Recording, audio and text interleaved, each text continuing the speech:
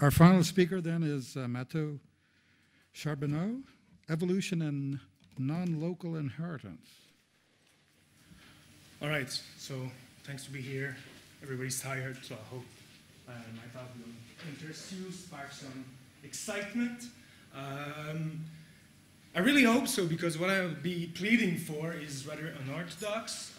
The main claim before the iPhone rings, I want you to get across, so you know what I'm trying to argue for, is that parent-offspring lineages, at the level of the constituents of a population, of organisms, of genes, whatever might be evolving, that parent-offspring lineage is not necessary for a population to undergo evolution by natural selection.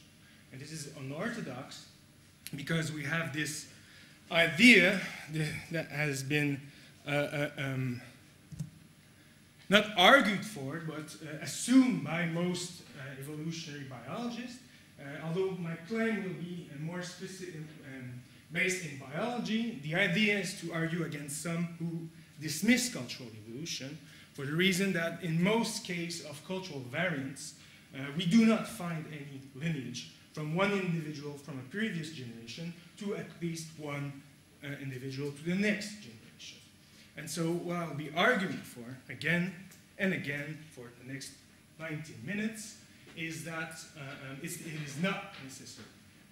So we find this idea of parent-offspring relationship or lineage in this very well-known scheme of three conditions defended by Lewontin, and that kind of serves as the standard of what a population should have or should do if it is to evolve through natural selection. So we have in two conditions this idea of parent-offspring lineage. The first one is in the case of the principle of heredity, where offspring are supposed to resemble their parents in some traits. The second idea of parent-offspring lineage is that parents leave a certain number of offspring. This is how we count for their fitness, right? The bigger the number of offspring, the bigger the fitness or the realized fitness of the individual. So, to understand this, first thing you have to keep in mind, these are conditions for a population to evolve. Only populations with a parent-offspring relationship in heredity and in the generation of new individuals can evolve through natural selection. So what do I mean by evolution? Evolution is a transgenerational change in variation distributions amongst the parts of a population. So everybody sees the color fine. Sorry for the Daltonians. My words should supplement for the pictures, don't worry. And so the basic idea of evolution is a change in the distribution of the different variant traits in a population from one generation to another, right? And so the basic means to obtain this evolution, well, according to the Lewontin's condition, but to probably most evolutionary biologists and Darwin himself, the idea is that this pattern is obtained through the transmission and reproduction of individuals. And these forms parent-offspring lineages, right? So just to be clear on the drawing, this line means that everything that's inside this cell is the offspring materially produced by this individual, okay? And of course, like I said, in Lewontin scheme, fitness and heredity are both supposed to form these lineages. So I will analyze the notion of reproduction. I'll put most developmental aspects aside, because what I'm interested in here is the transgenerational change. So I will make the following distinction. I will argue that reproduction can be decomposed into two processes, multiplication and inheritance. They are two processes that take part at the local level, that is at the level of the individuals that are constituents of a population, and that the role of these processes, both processes in reproduction generates a lineage, but the role is, for evolution to obtain, is at the level of the population, and the respective role is generation and memory. And so my argument will be that these are two conditions for a population to evolve, and they can be obtained by multiplication and inheritance at the level of the parts of the population without them actually producing any lineage, right? So just to be clear about the nomenclature, Local level roles or local level processes, such as multiplication and inheritance. I will define all these terms later. So a local level role consists of events that happen to the individuals that are parts of a population, whether or not they are actually parts of a population. So we live and die, we reproduce, cells grows, cells divides, right? So these are processes at the level of the individual that constitute the population.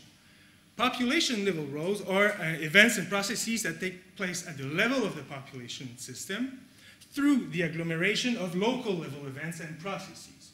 So if we go back to Darwin, this idea of two wolves fighting over a lump of meat are local level interactions. They're fighting one individual to the other. It doesn't matter if they're in the same population. However, if all the individuals in the population do fight over resources, well, we have this form of scarcity, and this can lead to Malthusian struggle for existence, which is a process that takes place at the level of the population. Okay? So, the two basic local level processes that through which I will analyze the notion of reproduction and of lineage. The first one is multiplication, and this is how I define multiplication. It is a process where one or many entities or processes materially produce or participate in the production of a new entity of a certain relevant kind. So this needs some explanation. First of all, the production is material. Second of all, the idea that the producer does not need to be itself of the same kind as the entities that are produced. Okay? In the case of reproduction, usually this is what happens. Ducks bear ducks, right? Genes produce more genes. Well, yeah, okay. And but this is not required for my notion of multiplication. So the third, especially important point is the idea that we're talking about relevant types. And what is a relevant type? Well, to talk about multiplication of something, we need objects that have the same property slot or trait value. So when Jesus multiplies bread, it's not said if it's ciabatta or if it's whole wheat bread, right? So he does multiply the bread, and this is all that's required. The specific trait value of the property slot or trait type will be matters of inheritance, okay? Right, so in reproduction, what do we have? We have parents that do play a special role in the production of their own offspring. They're usually of the same relevant kind as their offspring, right? And often the offspring is part of the same population system as the parent. So unless there's migration or some terrible accidents. But this is a case of multiplication with lineage. Note that in the definition of multiplication, nothing is said about whether or not there must be some form of lineage. What does multiplication do at the level of the population? It has two roles, and these two roles together, I will understand them as this process of generation. First thing, multiplication of parts of a population ensures that the population will persist through time. If the organisms die, they need to be renewed, unless if they don't do so, the population will just shrink away, right? Go extinct. So multiplication ensures that the population can persist. And the second point, and this is especially important for evolutionary matters, multiplication episode serves as generation marker. So when we talk about evolution, we're talking about change from one generation to the next. And these different generations can be identified through the agglomeration of the processes of multiplication. We might have overlapping generations. In this case, I will use this simple case, simplification, that they're non-overlapping, simply for clarity. And so changes in different frequencies inside a generation, this is not what we will understand here as evolution. People growing in a room, everybody here has nails that are a little bit longer than they were at the beginning of the day. This is not Darwinian evolution, right? If some dies because they have too long nails, then that might start to look like Darwinian evolution, and the question is always transgenerational. This is what multiplication do. So, can we think about multiplication without lineages? Well, there are some good cases, interesting cases, such as the case of prions. I never know if it's prions or prions. One is a bird, one is a nasty protein. I'm talking about the nasty stuff, okay? So what are prions? Well, they are proteins that can infect. They're responsible for scrapie. That's 5 minutes. So then they're responsible for scrapie. The idea is that they are generated, the main hypothesis is that they convert well-formed proteins, well-folded proteins, and they convert them to their own form. However, the proteins are not the products, material products of the prions. They are actually produced by gene transcription and translation, right? And it has been shown that different strains of prions can evolve in different kind of cells. Some are more adapted to some organisms. So the most controversial claim I want to make right now is the idea that inheritance itself needs not to have a parent-offspring lineage. In the case of prions, we could say, well, there are father and mother prion that produce a new prion through transmission of form. Peter Godfrey Smith called this formal reproduction. He's one of the people who want to keep this idea of local lineage. So why inheritance with lineage? What does it do in evolution? Well, Lewontin gives a good explanation for why it's required, because if there's no transmission of trait, well, we can expect that there will be this random redistribution of variance, of the variation in the next generation. And this is not good for evolution because the same pattern of distribution of variation will be obtained one generation after the next. So what does inheritance do at the level of the population? Well, it ensures that if there's a change in the variation in the previous generation, that change will be transmitted to the next generation. If we have random redistribution, as selection can act on this generation, but that the effect or the mark of selection will not be transmitted. So there's no cumulative evolution. So inheritance at the level of the population generates memory, this process of retention of variation from one generation to the next. But there's something interesting here about these kinds, about the reproduction or inheritance with lineage. It's a form of digital memory system. There's memory from one system, from one generation to the next, and the information about the following generation is encoded digitally in every organism. And assuming there's perfect inheritance, the information of one parent will be recopied in the next generation. So the question now is, can we think about inheritance without lineage? And this is to think about another kind of memory system, which, and here's the general rules because I don't have a lot of time. Let me define the rules first, and if you want examples, we can talk about it later. Here's how we can obtain memory without lineages. So it's a process of diffuse inheritance, which has the three following properties.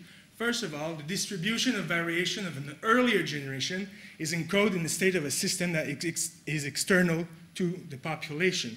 So in the case here, the variation in this generation is encoded. Let's say it's encoded in this spreadsheet program. It can be encoded in the environment. I have many examples to give you about this in this kind of process. And the second point is that the encoded information is redistributed to the following generation in such a way that the distribution of variation of the following generation is similar to that of the previous generation. So if selection acts on the previous generation, the change in variation will be encoded in the environment, let's say, and we'll talk about an example with prions in a moment, and in the end, the next generation will inherit that distribution in variation. And where can we eliminate the lineages? Well, the individual from the previous generation, their individual contribution must be conflated by either by the encoding or the of the population state or through a redistribution of the trait variant. So let me give you an example. So the idea is there's no specific individual contribution that can be mapped throughout the process of inheritance and by which you can identify those that did inherit the trait value from the previous generation. So I will take this example about prions. I told you that it's through a process of template conversion that they do transmit their form or their folding. But this is just this is an hypothesis, it's the most popular one, but we still don't know the details of that mechanism. So let me suggest as a conclusion the following mechanism that might serve as a form of diffused inheritance. And I think by giving this example, the logical point I'm making, we can see how it can actually happen in nature. So let us suppose that instead of converting other proteins through template transmission, prions actually destroy the chaperones. These are molecules that ensure that proteins that are produced are actually folded in the right cellular shape. Now these prions, by destroying the chaperones, augment the chances that the newly formed protein misfold in the prion shape. In this case, and let's say that the less chaperones there are, the more chances the proteins will actually be misfolded, right? And so in this case, there's no parent prion, and not only do they not produce the proteins, but the prions can also transmit their own form without actually interacting with a specific protein. There's no one-to-one lineage that we can draw from one prion to an unfolded or previously produced protein. In this case, the form will be transmitted.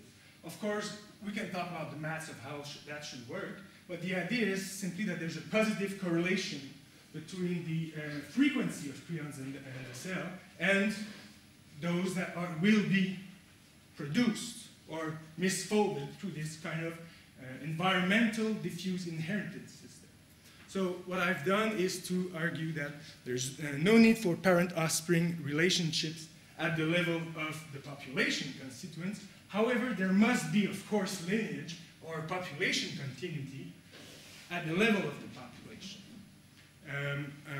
Right, so I'll finish with this, so if you have any questions or need more examples, you can go out and have a beer afterwards, which is well merited. Thank you.